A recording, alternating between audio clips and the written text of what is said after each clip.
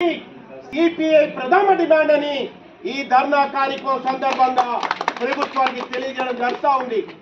ప్రభుత్వ పెద్దలు అనుకోవచ్చు, కమ్యూనిస్టు పార్టీ సిపిఐ తెలంగాణ ప్రజా ప్రభుత్వంతో చాలా ఫ్రెండ్లీగా ఉంది, కలిసి పోటీ చేశారు, ప్రభుత్వం చాలా ఫ్రెండ్లీగా ఉన్నారు, వీళ్ళు మనం ఏం చేసినా చూస్తారని అనుకోవచ్చు. మేము మీ ప్రభుత్వంతోనే ఫ్రెండ్లీగా ఉన్నాం తప్ప మీ కార్యకర్తలు చేసేటువంటి అవినీతి అక్రమాలకు ఫ్రెండ్లీ కాదు సిపిఐ అనే విషయాన్ని గుర్తు తెలుసుకున్నాం.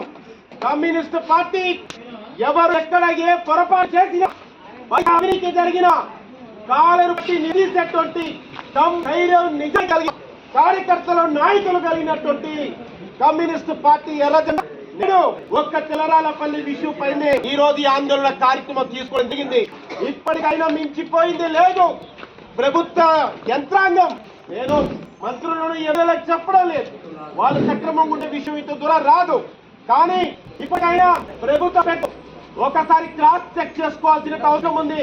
నా వెనకాల ఉండేవాళ్ళు, నా తర్వాత అధికారులపై నడిపించే వాళ్ళు ఎక్కడ ఏం వివరాలు చేస్తున్నారు, ఏ మండలంలో గ్రామాలు ఏ భూమి విషయంలో ఏ ఇతర అంశాల్లో జోక్యం చేసుకుంటున్నారు, తద్వారా నా గౌరవం ప్రభుత్వ ప్రతిష్ట ఎక్కడ భంగం కలుగుతుందో చూసుకోవాల్సిన బాధ్యత పెద్ద మనిషి అయిన రాష్ట్ర మంత్రి కృష్ణారావు గారి పైన ఉంది.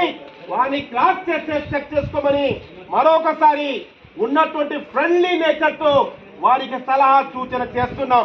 అలా కాని పక్షంలో, ఐ రిపీట్, అలా కాని పక్షంలో ఇదే ఎర్ర జెండాలు ఈ ఎంఆర్ ఆఫీస్ నుంచి మళ్ళీ తెలరాలపల్లికి వెళ్ళి ఆ భూమిలో జెండాలు పాతి మళ్ళీ అక్కడ మా సొంత డబ్బుతో క్రీడా ప్రాంగణం నిర్మిస్తాం.